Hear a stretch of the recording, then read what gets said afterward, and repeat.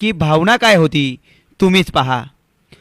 भुजबळ साहेब, मुंडे साहेब आज हयात नाहीत. ती जागा तुम्हाला भरून काढायची आहे आणि महात्मा फुलेच्या विचारानं काढायची आहे.